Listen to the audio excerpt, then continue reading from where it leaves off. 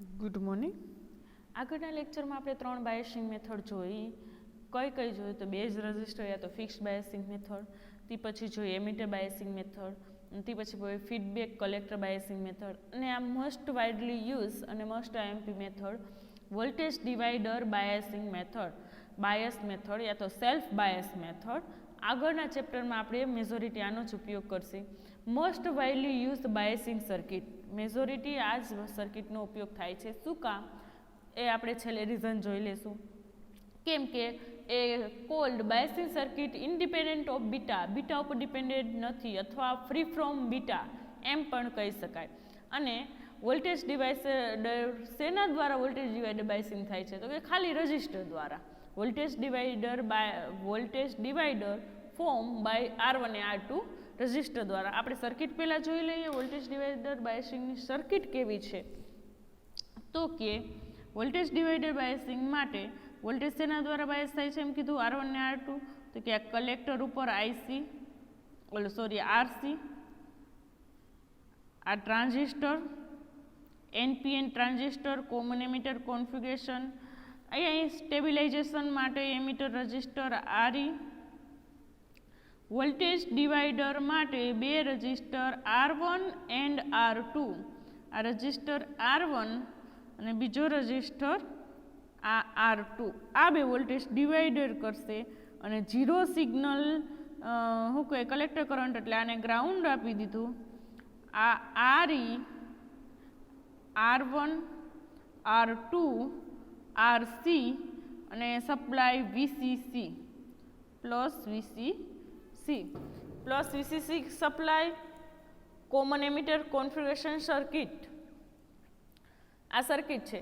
Plus VCC supply R1, R2, RE, અહીંયા RC, RE, અહીંયા છે IC, અહીંયા આવે IB, અહીંયા આવે વોલ્ટેજ VB, અહીંયા વોલ્ટેજ આવે VC, અહીંયા કરંટ આવે IC, IC, IB, IE, RE, RC, R1, R2, IB, VCC supply. એક વોલ્ટેજ સપ્લાય અને બે રજિસ્ટર ફોર વોલ્ટેજ ડિવાઇડર એટલે કે બાયસિંગ પ્રોવાઈડ કરવા માટે, zero signal collector current provide કરવા માટે, અને આ કલેક્ટર કરંટ અને VC આઉટપુટ વોલ્ટેજ. આ થઈ circuit of transistor voltage divider biasing. પણ આ સર્કિટમાં જો અહીંયા બે રજિસ્ટર છે એમાંથી સર્કિટને પાસ કરો તો અહીં કિર્ચોફ લો એપ્લાય થાય, બે લૂપ બને ને. તો બે લૂપનો તો કિર્ચોફ લો આપને આવડતો નથી. આના માટે આ સર્કિટને ઇઝી બનાવવા માટે એક થેવેનિયન થિયરમ છે. થેવેનિયન શું કહે છે તો કે એવું કહે છે કે એક કે એક કરતાં વધારે વોલ્ટેજ સોર્સ અને બે કે બે કરતાં વધારે રેઝિસ્ટન્સ કનેક્ટેડ હોય તો એને એક વોલ્ટેજ સોર્સ અને એક રજિસ્ટરમાં કન્વર્ટ કરીને આપે. એટલે કોઈ કોમ્પ્લિકેટેડ નેટવર્ક હોય ને એને એક સિમ્પલ નેટવર્ક, આ કોમ્પ્લિકેટેડ થયું ને બે રજિસ્ટર એક વોલ્ટેજ અને આમ મારે એપ્લાય કરવું હોય તો ન થાય, બે લૂપ માટે અલગ અલગ ને એવું કરવું પડે એ પ્રોસેસ. એટલા માટે કોઈ કોમ્પ્લિકેટેડ નેટવર્ક હોય ને એને ઇઝી કન્વર્ટ કરીને આપે છે એ થેવેનિયન થિયરમ. કે કોમ્પ્લિકેટેડ નેટવર્કને એ ઇઝી કન્વર્ટ કરીને આપે. તો પહેલાં સાઈડ આપણે થેવેનિયન થિયરમ જોઈ લઈએ શું કહે છે થેવેનિયન થિયરમ. તો અહીંયા થેવેનિયન થિયરમ ભણાવી દઉં જરાક ખબર પડે. થેવેનિયન થિયરમ તો કે થેવેનિયન થિયરમ એવો છે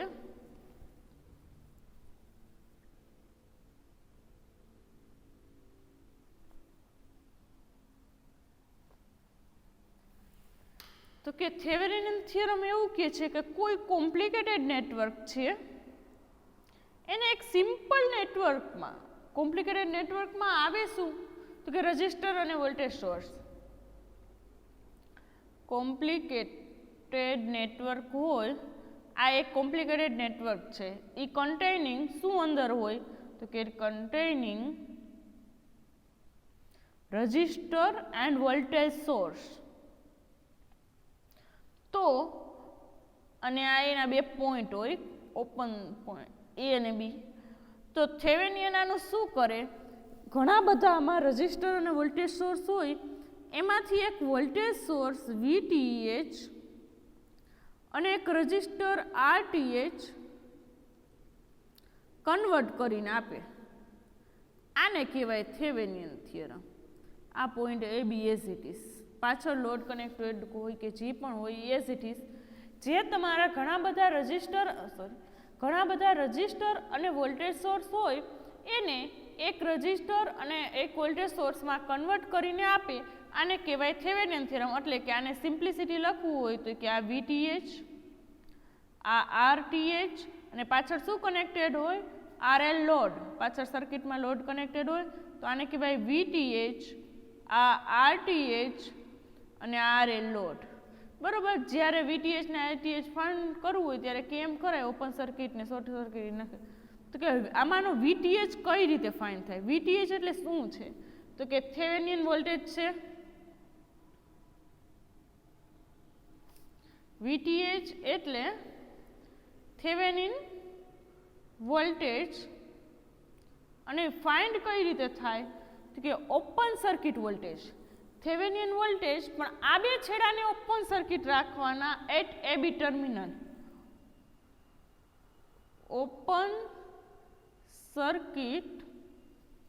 open circuit voltage at terminal AB. AB ટર્મિનલને ઓપન સર્કિટ, મતલબ એવું ગેસ કરવાનું કે લોડ કનેક્ટેડ નથી તો જ આ બે ઓપન સર્કિટ થાય ને. એટલે ત્યારે એનો મેળવો જે VTH, એને ઓપન સર્કિટ વોલ્ટેજ એ VTH થયું. અને RTH કઈ રીતે ફાઇન્ડ કરવાનું? તો કે resistance from terminal AB. RTH શું છે? Resistance from terminal AB. એટલે કે આ AB ની અંદર રહેલા, આ કોમ્પ્લિકેટેડ નેટવર્કમાં રહેલા બધા રજિસ્ટર. પણ એ કઈ રીતે ફાઇન્ડ કરવાનું? કે વેન ઓલ વોલ્ટેજ સોર્સ, દરેક voltage source are short circuit. એને જ્યારે રેઝિસ્ટન્સ RTH ને ફાઇન્ડ કરવો હોય ત્યારે all voltage source are short circuit, એને શોર્ટ સર્કિટ કરી નાખવાનું.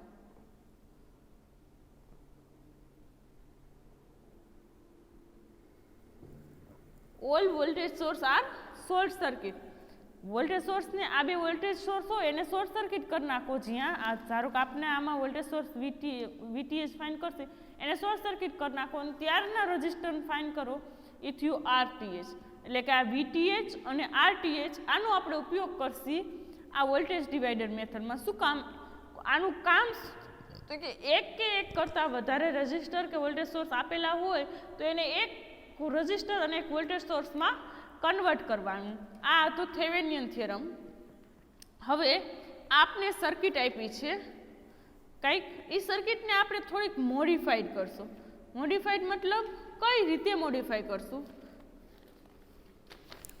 તો કે જે સર્કિટ આપી છે એને VCC બે વચ્ચે કનેક્ટેડ છે. રજિસ્ટર R1 R2 ને VCC આપેલો છે અને RTH ને આપણે VCC આપેલો છે. હવે આપણે મોડિફાઈ કરશું એટલે શું કરશું કે આ VCC આને RC ને આપેલો છે અને RTH ને R1 R2 ને આપેલો છે. એટલે કે થેવેનિન થિયરમનો ઉપયોગ કરવો છે એટલે આને VCC આપી દઉં અને આને VCC આપી શકું.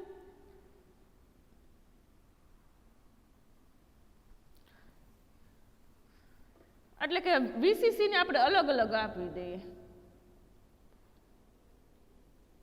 તો કે કઈ રીતે કરશું? તો કે આની ઇક્વિવેલન્ટ સર્કિટ જ છે. અહીંયા VCC આપી દઉં હું અલગ પ્લસ VCC.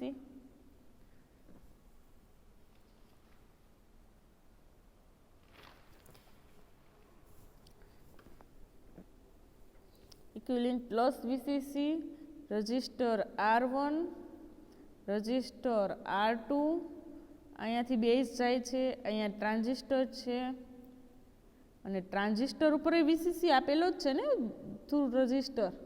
તો કે આના થ્રુ રજિસ્ટર આ બંનેને ગ્રાઉન્ડ આપી દઈ.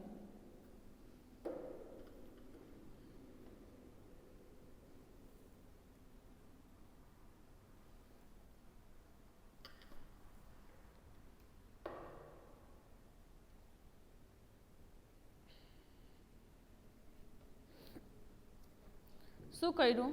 આપણી પાસે આ સર્કિટ છે, એને મોડિફાઈ કરી ખાલી વીસીસી અલગ અલગ આપ્યા. અહીંયા બેને પ્લસ વીસીસી આપ્યા.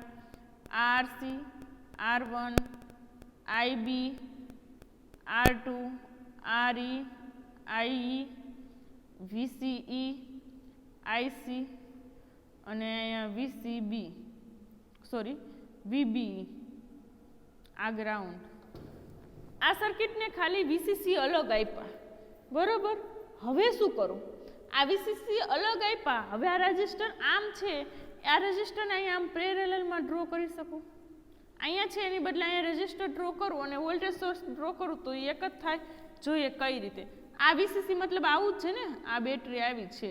વીસીસી પોઝિટિવ સપ્લાય મતલબ અહીંયા પોઝિટિવ સપ્લાયના નેગેટિવ. આ બેટરી આમ છે આ વીસીસીની, આવું કહી શકાય. હવે આની ઇક્વિવેલન્ટમાં સર્કિટ ડ્રો કરવી હોય ને તો કેવી થાય? તો કે આ વીસીસી બેટરી છે ને અહીંયા આડી લઈ લો, આ પ્લસ આ માઇનસ, આ વીસીસી, આ રજિસ્ટર અહીંયા આડો થઈ જાય. આ રજિસ્ટર R1 આવી ગયો. આ રજિસ્ટર R1 છે ને જે I1 પાસ થાય છે અને I2 છે. અને આ રજિસ્ટર R2 આવી ગયો. જોજો અહીંયા હતું, ખાલી અહીંયા આડું ડોર નાખ્યું, આટલો જ ચેન્જ કર્યો છે, બાકી છે એમનેમ છે, કાંઈ સુધારાવો. R2 આવી ગયું. અહીંયા ઉપર હતું ને એની બદલે અહીંયા નેગેટિવ મતલબ આ ગ્રાઉન્ડ જ થાય ને, તો આની હારે કનેક્ટ કરી શકું ને, એટલે અમે નેગેટિવ ને ગ્રાઉન્ડ હારે કનેક્ટ કરી દીધું. અને અહીંયાથી પાછું ટ્રાન્ઝિસ્ટર જેમ હતું એઝ ઇટ ઇઝ. આ કલેક્ટર, અહીંયા વીસીસી, અહીંયા આરસી, અહીંયા આઈસી, અહીંયા IB, બરોબર.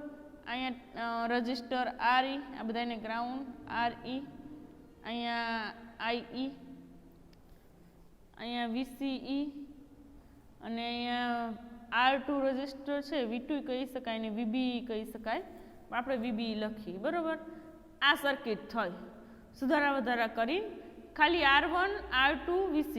હવે આપણે થેવેનિયન થિયરમ જોયો છે એ પ્રમાણે અહીંયા બે રજિસ્ટર અને આ વીસીસી ને થેવેનિયન થિયરમ એપ્લાય કરી શકાય. એટલે કે આ બે પોઈન્ટ થયા, એ આ પોઈન્ટ એનો A થયો અને આ પોઈન્ટ એનો B થયો, કહી શકાય ને.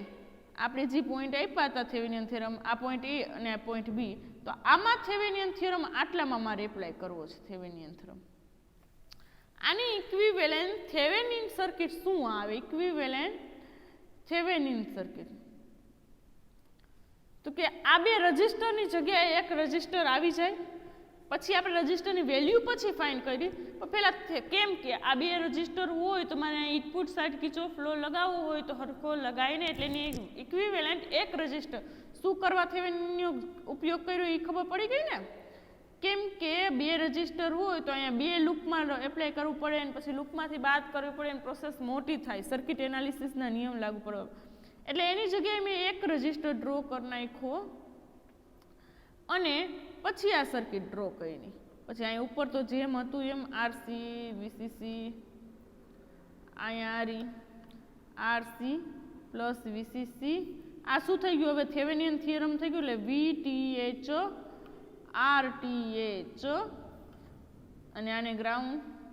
VTH RTH ફાઇન્ડ કરવા જોશે, પણ એ હવે કરીએ. INPN transistor. આ આપણી નવી સર્કિટ આવી. શું આવ્યું આમાં નવી સર્કિટમાં? તો કે VTH આટલાની જગ્યાએ મેં બે રજિસ્ટર હતા એની જગ્યાએ એક રજિસ્ટર આપી દીધો. RTH, RE, IE as it is, VCC as it is, RC as it is, અહીંયા VB, અહીંયા VCE, એ બધું એઝ ઇટ ઇઝ. આ થઈ ગઈ નવી થેવેનિયન સર્કિટ, બરાબર. આટલું આપણે કહી લીધું, થેવેનિયન સર્કિટ થઈ ગઈ. હવે થેવેનિયન વોલ્ટેજ અને થેવેનિયન રેઝિસ્ટન્સ ફાઇન્ડ કરવા પડે ને. પહેલા થેવેનિયન સર્કિટ એપ્લાય કરી એટલે હવે થેવેનિયન વોલ્ટેજ. હવે આપણે I ફાઇન્ડ કરશું. આ આને સિંગલ લૂપમાં ડ્રો કરી શકાય. તો કે આ એક લૂપ થઈ ને, આ લૂપ કેની જગ્યાએ લખ્યું? તો કે આટલી લૂપની જગ્યાએ લખ્યું ને, તો એ થેવેનિયન્સ લખી નાખું. VCC R1 R2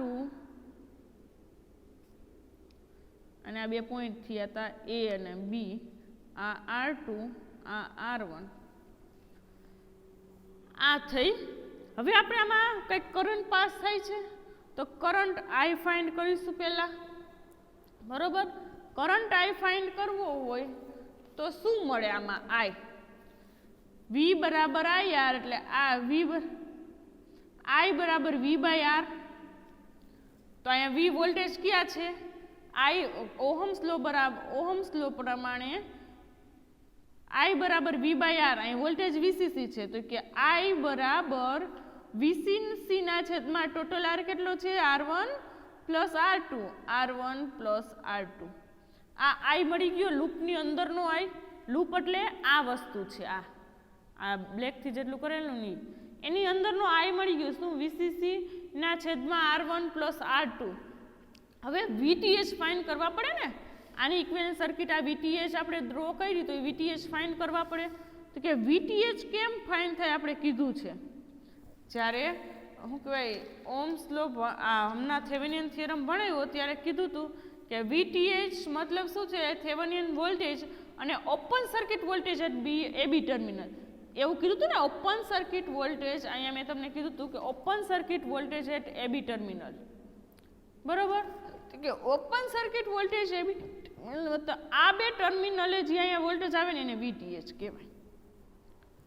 આ બે ટર્મિનલનો જે વોલ્ટેજ આવે એને શું કહેવાય? VTH. તો કે VTH બરાબર શું થાય વોલ્ટેજ? તો કે R2 ના એક્રોસમાં વોલ્ટેજ ફાઇન્ડ કરો તો શું થાય? વોલ્ટેજ બરાબર V બરાબર IR થાય. તો કે આ કરંટ ઇન્ટુ આ રજિસ્ટર, તો કે VTH બરાબર I ઇન્ટુ R2. આના એક્રોસમાં વોલ્ટેજ ફાઇન્ડ કરો એટલે કે અહીંયા ટોટલ અહીંયા વોલ્ટેજ ફાઇન્ડ કરવાના છે ને અહીંયા. તો અહીંયા આ વોલ્ટેજ શું આવે? તો કે આ રજિસ્ટર ને આમાં પાસ થતો કરંટ, તો એ લખ્યું I ઇન્ટુ R2, પણ I આપણે ઉપર ફાઇન્ડ કર્યો છે. શું છે? VCC upon R1 plus R2 કૌંસ બાર R2. આવી ગયો VTH. VTH મળી ગયો, I મળી ગયો. હવે VTH તો થઈ ગયો. આને વોલ્ટેજ ડિવાઈડર રૂલ્સ ઓલ્સો કહેવાય કે આ રજિસ્ટરના એક્રોસના વોલ્ટેજ ફાઇન્ડ કરવો હોય તો કઈ રીતે કરાય? તો કે એ એપ્લાય વોલ્ટેજ ઇન્ટુ એ રજિસ્ટરના છેદમાં ટોટલ રજિસ્ટર, એનું વોલ્ટેજ ડિવાઈડર રૂલ્સ. પણ આ સિમ્પલ સર્કિટ હોય ને એમાં આપણે જોઈ શકાય કે આ વોલ્ટેજ ડિવાઈડર રૂલ પણ કહેવાય. આમાં VTH તો મળી ગયો આ સર્કિટમાં, બરોબર. હવે RTH ફાઇન્ડ કરવો પડશે. RTH એટલે શું કીધું હતું મેં તમને ભણાવ્યું ત્યારે? કે આને RTH એટલે શું? કે રેઝિસ્ટન્સ ફ્રોમ ટર્મિનલ AB, પણ ઓલ વોલ્ટેજ સોર્સ આ કેવા કરવાના? શોર્ટ સર્કિટ કરવાના. તો આપણે અહીંયા આ વોલ્ટેજ સોર્સ આપ્યો છે એને શોર્ટ સર્કિટ કરી દઈ તો આ સર્કિટ દોરી આવી. આ વોલ્ટેજ સોર્સને શું કરી દીધું મેં? Short circuit. અને કેટલા રજિસ્ટર વધ્યા? 2. પણ એ 2 રજિસ્ટર શેમાં છે? પેરેલલમાં છે ને. આ રજિસ્ટર R1 અને R2. તો આના ઇક્વિવેલન્ટ રેઝિસ્ટન્સ આવે એને કહેવાય RTH is equal to R1 parallel to R2. અને R1 પેરેલલ R2 હોય તો એનું સૂત્ર શું આવે? પેરેલલનું સૂત્ર છે R1 R2 ના પેલા બેનો ગુણાકાર અંશમાં અને છેદમાં બેનો સરવાળો, એટલે કે R1 R2 ના છેદમાં R1 પ્લસ R2.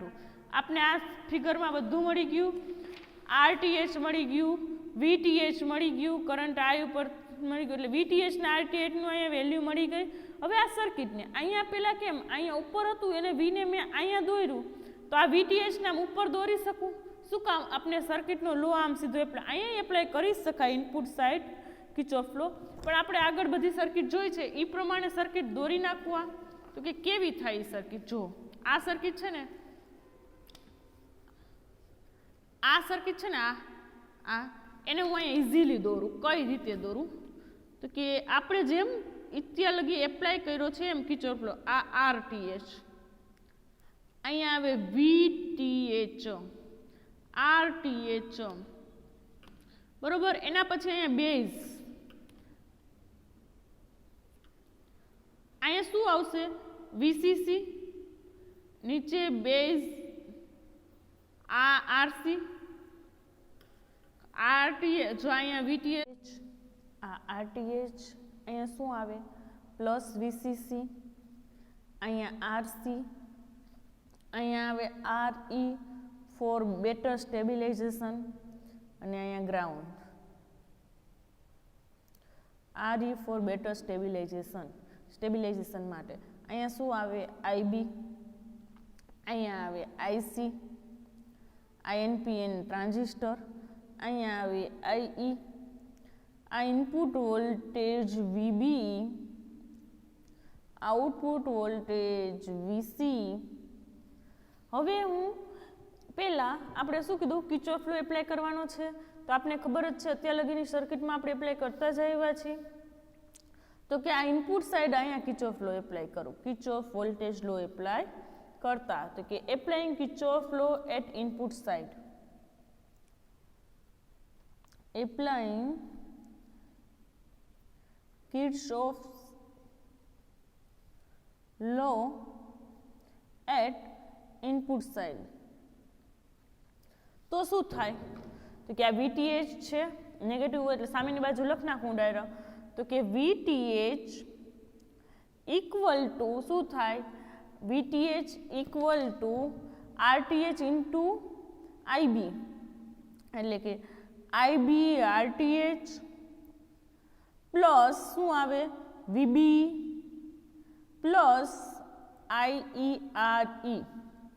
પરંતુ આપને ખબર છે કે કોમન એમિટર કોન્ફિગરેશન માટે IE equal to IB plus IC, આ વસ્તુ આપને ખબર જ છે. તો કોમન એમિટર કોન્ફિગરેશન માટે IB, તો અહીંયા હું લખી શકું IE બરાબર IB પ્લસ IC. તો અહીંયા IE ની જગ્યાએ વેલ્યુ પુટ કરી શકું.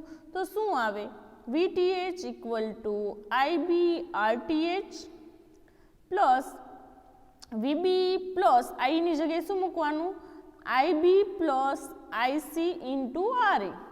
હવે આને કાઉન્સ છૂટો પાડી માટે VTH equal to IB RTH plus VB plus IB RE plus IC RE.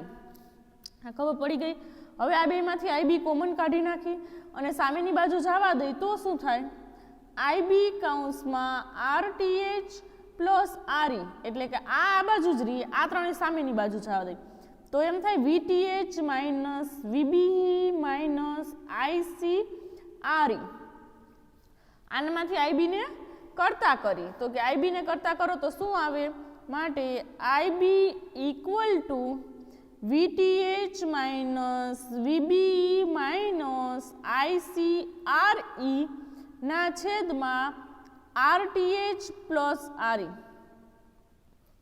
આ ખબર પડી ગઈ. આ શેનું વેલ્યુ આવી, IB ની, ઇનપુટ કરંટ IB ની, એટલે કેવો સિલેક્ટ કરવો ઇનપુટ કરંટ એ. હવે હું શું કરીશ, હવે આ આઉટપુટ સાઈડ છે અહીંયા VCC, હવે હું output side Kirchhoff law apply કરીશ તો શું આવશે, આઉટપુટ સાઈડ છે તો કે applying Kirchhoff law at output side,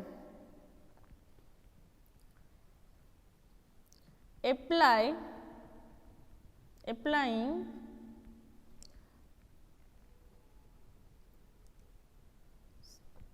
law at output side. શું કામ, ક્યુ પોઈન્ટ ફાઇન્ડ કરવા માટે આપણે આમાંથી IC મળી જશે. IC અને VC ની વેલ્યુ જ હોય ને, તો VC ક્યારે આવે, તો કે આઉટપુટ સાઈડ એપ્લાય કરો તો શું આવે, પેલા VCC બરાબર, આ પેલા VCC છે, જો આ VCC છે ને, VCC બરાબર ICRC plus VC plus IERE. VCC બરાબર ICRC plus VC plus IERE. હવે આમાં ખબર છે કે આઉટપુટ સાઈડમાં IE ઇક્વલ ટુ IC લખી શકું નિયર અબાઉટ, કેમ કે IB શેમાં હોય, માઇક્રો એમ્પિયરમાં, એટલે IE equal to IC plus IB હોય, પણ ઇનપુટ માઇક્રો એમ્પિયરમાંથી રિમૂવ કરે તો ખાલી IC આઉટપુટ સાઈડમાં હું IC બરાબર IE લખી શકું. તો હવે આ વેલ્યુમાં મૂકું તો કે VCC equal to ICRC plus VCE plus ICRE.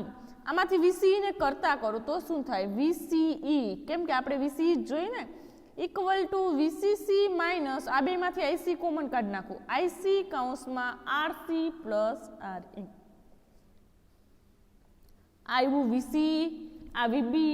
હવે સ્ટેબિલિટી ફાઇન્ડ કરવા માટે આપણે શું જોઈએ, આપણી પાસે IB છે, સ્ટેબિલિટીનું સૂત્ર છે સ્ટેબિલિટી ફેક્ટરનું S ઇક્વલ ટુ 1 પ્લસ બીટાના છેદમાં 1 માઇનસ બીટા કૌંસમાં ડીઆઈબી બાય ડીઆઈસી. એટલે કે આ આઈબીનું with respect to IC derivative કરું તો મારે સ્ટેબિલિટી ફેક્ટરમાં એ કામ આવે ને. તો હવે આનું હું ડેરિવેટિવ કરું તો શું આવે?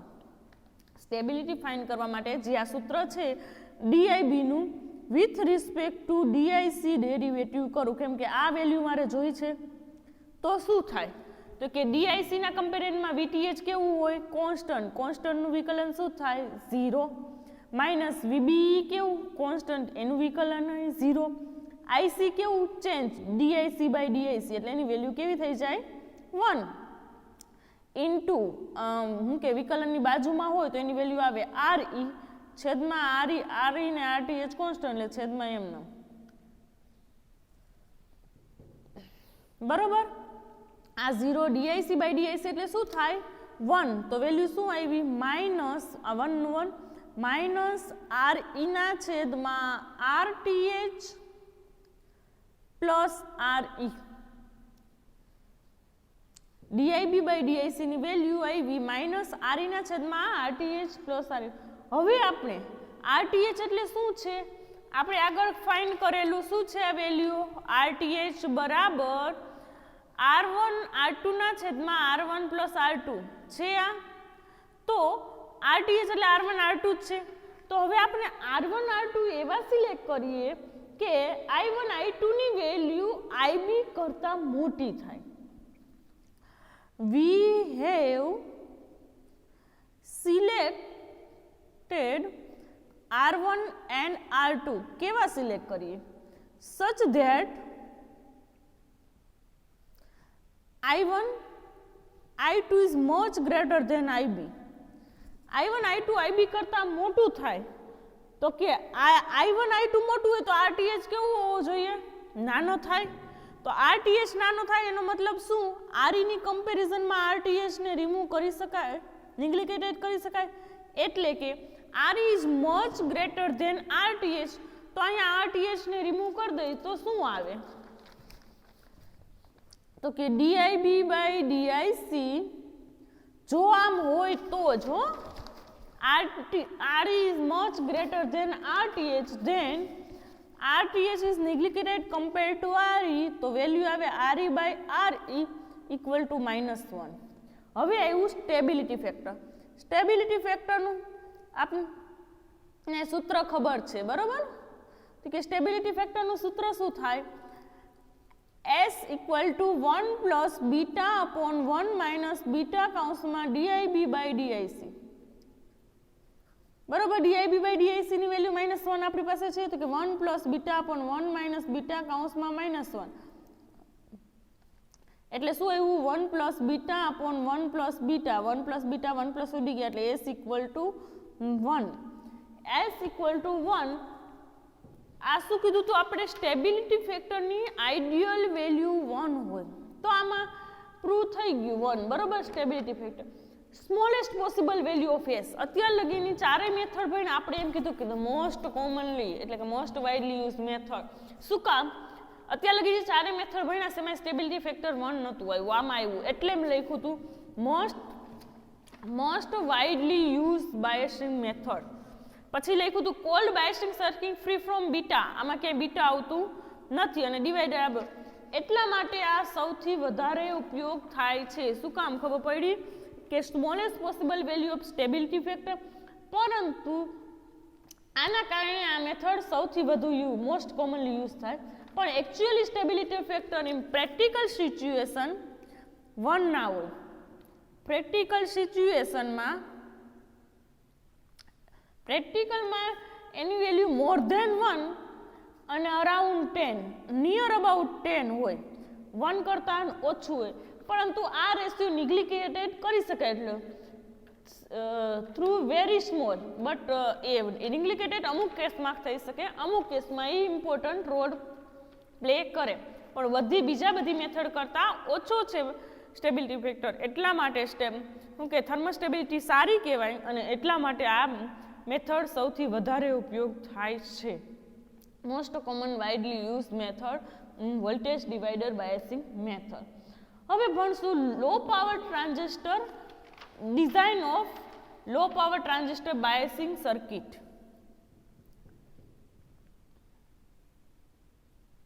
Biasing circuit new design of low power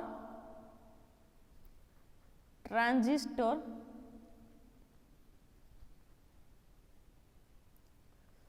biasing circuit. તમે બાયસિંગ સર્કિટ તો ભણ્યા, પણ લો પાવર ટ્રાન્ઝિસ્ટર બાયસિંગ સર્કિટની ડિઝાઇન કરવી હોય તો કયા કયા પેરામીટર ધ્યાનમાં રાખવા પડે એ ભણીશું આપણે હવે, બરોબર? તો કે લો પાવર પ્રેક્ટિકલી નીચેના સ્ટેપનું આપણે ધ્યાન રાખવું પડે કે જ્યારે લો પાવર ટ્રાન્ઝિસ્ટર સર્કિટ ડિઝાઇન કરી ત્યારે પહેલું સ્ટેપ શું કહે છે કે આરી કેવો હોવો જોઈએ? તો કોમન પ્રેક્ટિસ ટેક આરીની વેલ્યુ કેટલી હોવી જોઈએ? તો કે આરી ઇઝ બિટવીન 500 to 1000 ઓહમ, એટલે 500 to 1000 ohm, in short maximum 1 kilo સુધીનું હોવું જોઈએ. Because greater value of RE is better stabilization. શું કામ આટલું હોવું જોઈએ? તો કે ગ્રેટર વેલ્યુ ઓફ આરી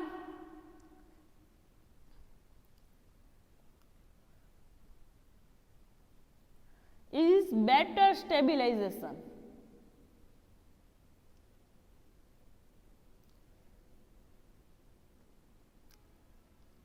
તો તમે એમ કહેશો કે આનાથી વધારે વેલ્યુ લેવી ને? હા, પણ એના ડિસ્ટન્સ હોય, પરંતુ આરી જો આરીની વેલ્યુ વેરી લાર્જ વહી જાય, જો આરીની વેલ્યુ 500 થી 1000 ની વચ્ચે હોવું જોઈએ. હવે તમે એમ કહેશો કે ગ્રેટર વેલ્યુ આરી બેટર સ્ટેબિલાઇઝેશન, તો આપણે સ્ટેબિલાઇઝેશનની જરૂર છે. હા, પણ જો આરીની વેલ્યુ બહુ વધારે થઈ જાય, વેરી લાર્જ, તો હાઈ વોલ્ટેજ ડ્રોપ થાય, હાયર વોલ્ટેજ ડ્રોપ થાય, અને વોલ્ટેજ ડ્રોપ વધારે થાય તો reduce the voltage drop across collector load, અને કલેક્ટર લોડ સાથે વોલ્ટેજ ડ્રોપ રિડ્યુસ થાય તો એના કારણે આઉટપુટ ડિક્રીઝ. આને વધારે વોલ્ટેજ ડ્રોપ થાય તો કલેક્ટર કોર ઓછો વોલ્ટેજ ડ્રોપ જાય ને, તો એના કારણે આઉટપુટ ડિક્રીઝ થાય. Therefore comparison made select value. આના કારણે આરીની વેલ્યુ મોડરેટ હોવી જોઈએ. સમજાણું? બહુ હાઈ સિલેક્ટ કરો તો અહીંયા વોલ્ટેજ ડ્રોપ વધારે થાય, આરી ઉપર વધારે વોલ્ટેજ ડ્રોપ થાય તો આઉટપુટ ડિક્રીઝ થાય. એટલા માટે આરીની વેલ્યુ મોડરેટ સિલેક્ટ કરવાની. બીજો point, zero signal collector, choosing zero signal collector current according to signal wave.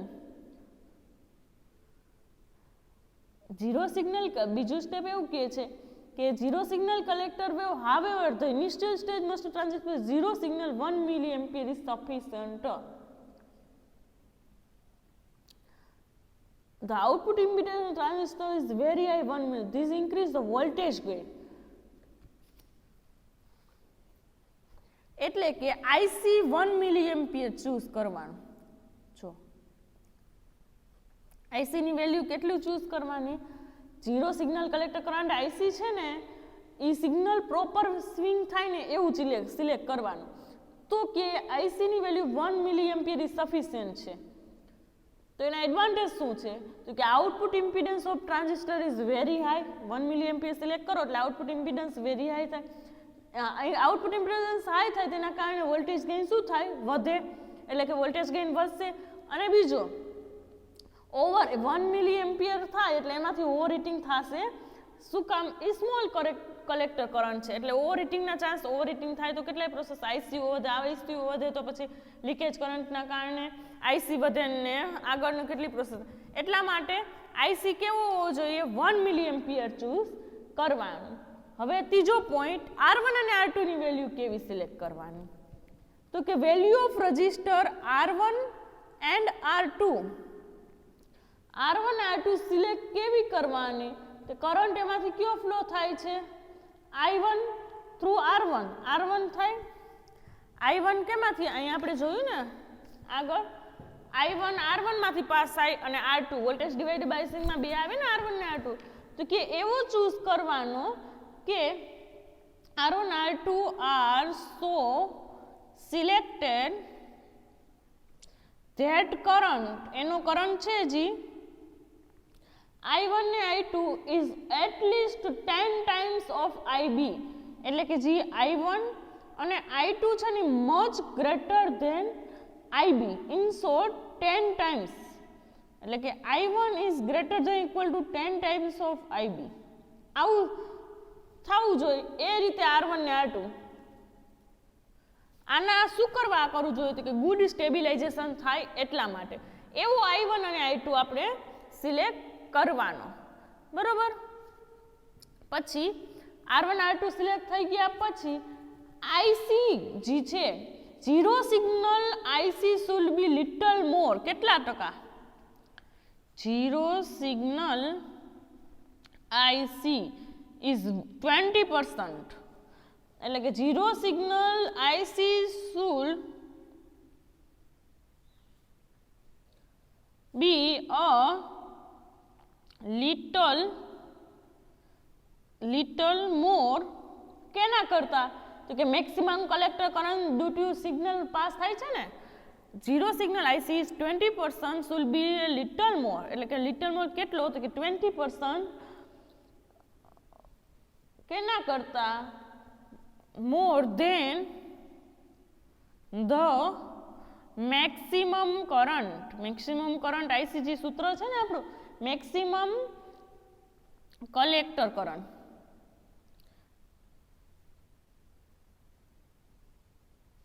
જે પાસ થાય છે શેના કારણે તો કે સિગ્નલ પાસ થાય સ્વિંગ ડ્યુ ટુ સિગ્નલ. આ વસ્તુનું ધ્યાન રાખવાનું છે જ્યારે ડિઝાઇન કરો, એટલે કે ફોર એક્ઝામ્પલ જો કલેક્ટર કરંટ છે 3 મિલિએમ્પિયર હોય ને ડ્યુ ટુ સિગ્નલનો, તો ઝીરો સિગ્નલ કલેક્ટર, આનું આ શું કહેવા માંગે છે કે collector current total collector current 3 milliampere હોય ને તો ઝીરો સિગ્નલ કલેક્ટર કરંટ છે નિયર અબાઉટ 3.5, એટલે 20% થઈ ગયું, 3.5 મિલિએમ્પિયર હોય છે.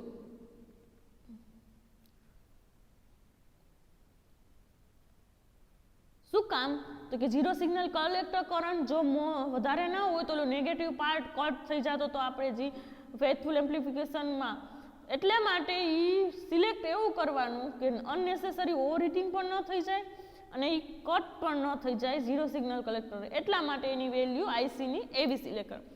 આ છે જ્યારે આપણે ડિઝાઇન કરવું હોય બાયસિસ સર્કિટ, એના માટેના પોઈન્ટ. RE કેવો હોવો જોઈએ તો કે 500 થી 1000 ની વચ્ચે હોવો જોઈએ, બીજી ICની વેલ્યુ કેવી હોવી જોઈએ, કેટલી તો કે 1 મિલિએમ્પિયર, શું કામ ઓવરહીટિંગ પણ ન થાય અને પ્રોપર એમ્પ્લિફિકેશન થાય એટલા માટે. R1 R2 કેવા સિલેક્ટ કરવાના તો કે આ મચ ગ્રેટર ધેન, એટલે કે 10 ટાઈમ્સ ઓફ IB, અને zero signal collector current is little more than collector total current કરતાં વધારે હોવું જોઈએ. આ હતું શું કહેવાય ડિઝાઇન ઓફ ટ્રાન્ઝિસ્ટર સર્કિટ. હવે આપણે એક્ઝામ્પલ જોઈએ કે ફર્સ્ટ એક્ઝામ્પલ એવું કંઈક છે કે તમને વેલ્યુ આપેલી છે એક્ઝામ્પલમાં કોમન બેઝ કનેક્શન છે. Common base connection example first, common base connection emitter current, common base કનેક્શનમાં એમીટર કરંટ એટલે કે IE આપ્યો છે, એમીટર ક્વેશ્ચન એવો છે in common base connection the emitter current is 1 milliampere if the emitter circuit is open, मतलब emitter open હોય તો ICBO open, the collector current ICBO emitter current કેટલો છે 1 મિલિએમ્પિયર, અને જ્યારે ઓપન હોય ત્યારે કલેક્ટર કરંટ કેટલો છે 50 માઇક્રોએમ્પિયર, મતલબ ICBO ઇક્વલ ટુ 50 માઇક્રોએમ્પિયર આપ્યો છે. તો find the total collector current, એટલે ટોટલ IC ફાઇન્ડ કરવાનો છે, ટોટલ IC એ ફાઇન્ડ કરવાનો છે, અને આલ્ફાની વેલ્યુ આપી છે 0.92. આપણે શરૂઆતમાં કોમન બેઝ કનેક્શનમાં એક સૂત્ર ભણ્યા હતા, એમીટર સર્કિટ ઓપન હોય તો લીકેજ કરંટનું કંઈક સૂત્ર હતું IC equal to alpha IE plus ICBO, આવું ભણ્યા હતા પહેલો. તો આલ્ફાની વેલ્યુ આપી છે 0.92, IE મિલિએમ્પિયરમાં આપ્યું છે તો 1 ગુણ્યા 10⁻³ પ્લસ 50 ગુણ્યા 10⁻⁶. આ છે કે 0.92 પ્લસ મિલી બેમાં રાખું તો અહીંયા 0.05 થઈ જાય, પ્લસ 0.05 કાઉન્સમાં 10⁻³ તો આનું શું થાય 0.97 મિલી એમ્પિયર આઈસી ઇક્વલ ટુ આ ફર્સ્ટ એક્ઝામ્પલ. બીજો એક્ઝામ્પલ ક્યુ પોઈન્ટ ફાઇન્ડ કરવાનો છે. તો કે in common emitter NPN transistor આપેલું છે. કોમન એમિટર ક્યુ પોઈન્ટ માટે શું જોઈએ આપણે? ક્યુ પોઈન્ટ પહેલાં આપણે જોઈ લઈશું શું પેરામીટર આપ્યા છે. કોમન એમિટર એનપીએન ટ્રાન્ઝિસ્ટર સર્કિટમાં વીસીસી બરાબર 12 વોલ્ટ આપ્યું છે. In common emitter NPN transistor circuit VCC is equal two 12 volt, RC is equal two 6 kilo ohm and DC load line draw કરવાની છે અને what will be Q point of zero signal base current.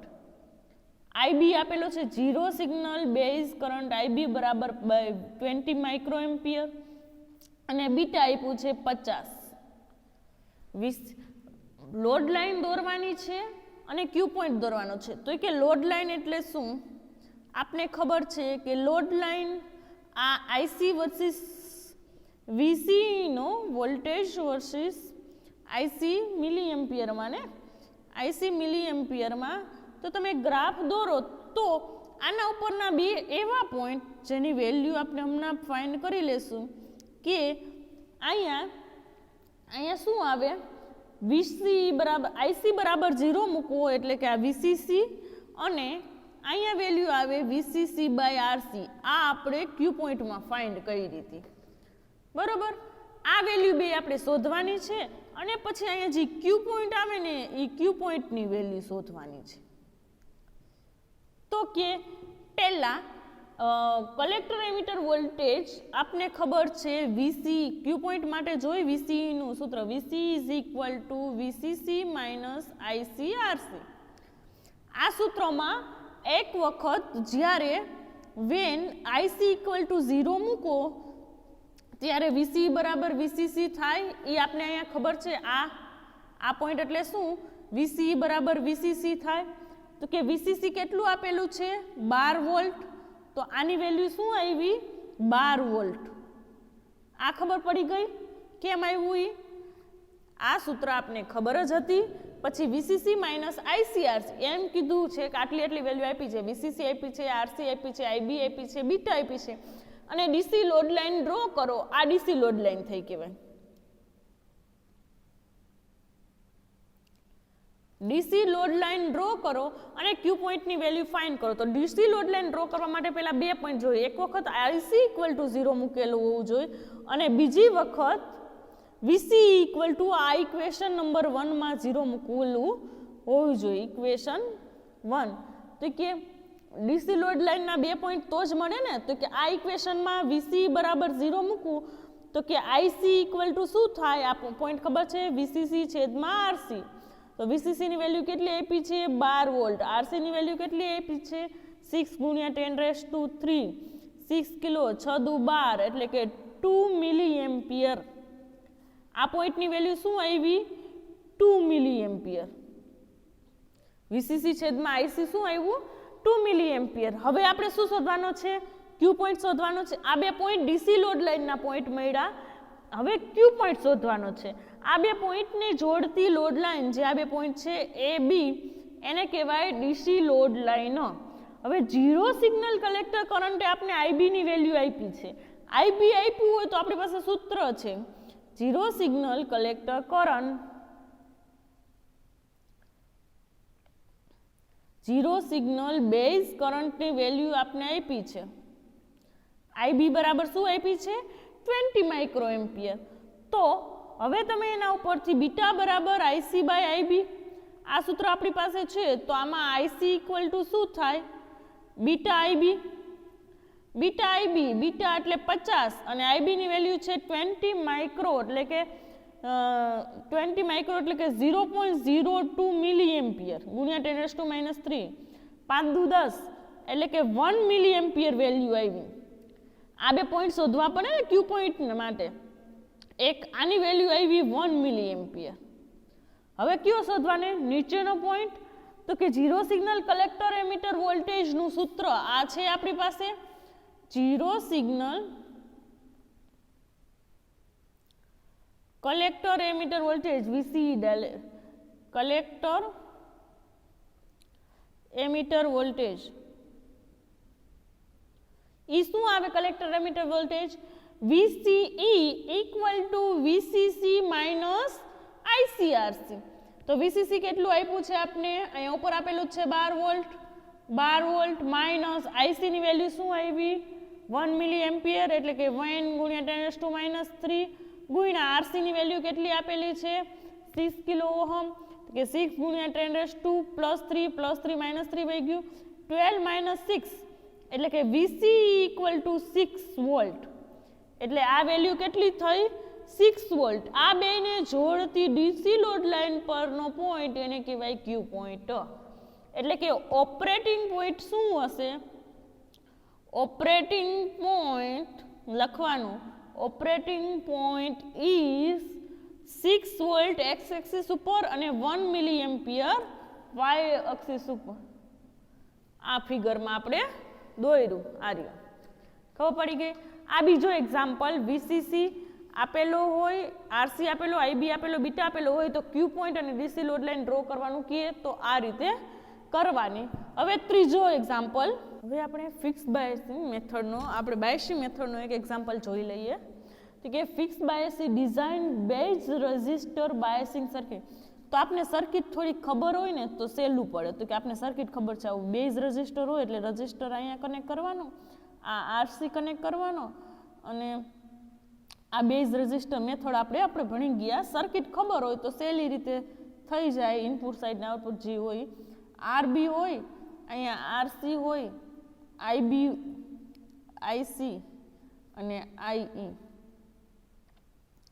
બરોબર અહીંયા VCC આવી circuit હતી base resistor હવે શું આપેલું છે ડિઝાઇન બેઝ રેઝિસ્ટર બાયસિંગ અથવા fix biasing circuit common emitter amplify such that operating point is VCE આપ્યું છે operating point VCE equal to 8 volt VCE બરાબર 8 વોલ્ટ આપ્યું છે IC બરાબર કેટલું આપ્યું છે 2 મિલીએમ્પ ઓપરેટિંગ પોઈન્ટમાં VCE અને IC ની વેલ્યુ આપી છે એટલે છેલ્લી વેલ્યુ આપણે આપી દીધી જેનું સૂત્ર આપણે મેળવ્યું you are supply with fixed voltage 15 volt DC supply આપ્યો છે supply with fixed volt 15 volt DC એટલે કે VCC ઇક્વલ ટુ કેટલા આપ્યા છે 15 volt DC and silicon transistor આપ્યું છે વિથ બીટાની વેલ્યુ આપી છે 100 સિલિકોન ટ્રાન્ઝિસ્ટર એટલે કે VBE આપ્યું છે 0.6 વોલ્ટ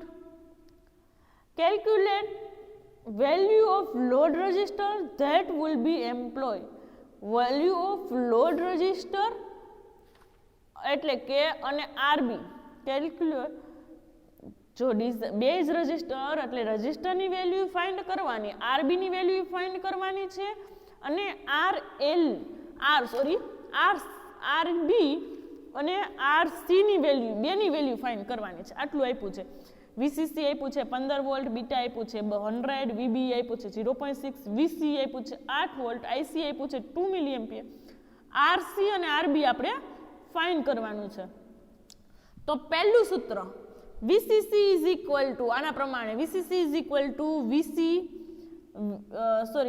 આઉટપુટ સાઇડનું જોઈએ તો કે VCE IC RC આ સૂત્ર આપને ખબર છે કે VCC ઇક્વલ ટુ અહીંયા output side IC RC plus VCE આ તો આપને ખબર છે આમાંથી RC મળી જશે ને આ બધું આપને ખબર છે VCC કેટલું છે તો કે 15 વોલ્ટ IC કેટલું છે 2 મિલી એમ્પિયર ગુણ્યા RC આપણે ફાઇન્ડ કરવાનું છે VCE કેટલું છે 8 વોલ્ટ 15 માંથી 8 જાય તો શું વધે 7 વોલ્ટ ઇક્વલ ટુ 2 ગુણ્યા 10⁻³ ઇન્ટુ RC હવે આમાંથી RC ને કરતા કરું તો કે RC ઇક્વલ ટુ 7/2 ગુણ્યા 10⁻³ એટલે કે 3.5 ગુણ્યા 10⁻³ એટલે કે 3.5 કિલો ઓહમ RC ની વેલ્યુ આઉટપુટ સૂત્ર ઉપરથી આવી ગઈ 3.5 એટલે RC મળી ગયું હવે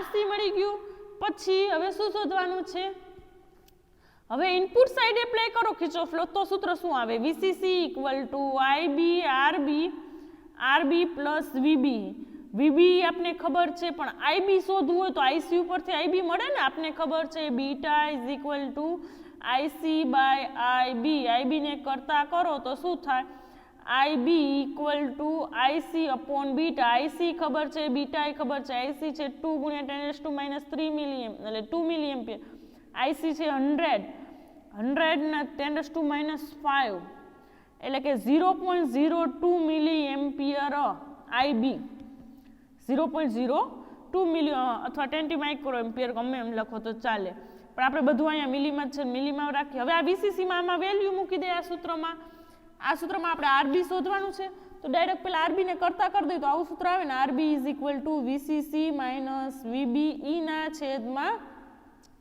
આઈબી વીસીસી ખબર છે 15 વોલ્ટ આ ખબર છે 0.6 વોલ્ટ વીબી અને નીચે આઈબી આવ્યું આપણું 0.02 ગુણ્યા 10⁻³ એટલે 15 માંથી 0.6 એટલે 14.4 અપોન 0.02 ગુણ્યા 10⁻³ એટલે આન્સર આવ્યો 720 કિલો ઓહમ આ શોધાણું રજિસ્ટર આ રીતે ગમે એ બાયસિંગ મેથડનું કીધું હોય તો આપણે શોધી શકીએ એ બાયસિંગ મેથડની આપણે સર્કિટ આવડતી હોય સર્કિટમાં એપ્લાય કરો કિર્ચોફ લો એટલે જે વેલ્યુ આપી છે એ વેલ્યુ પુટ કરો અને બીજી બાકીની વેલ્યુ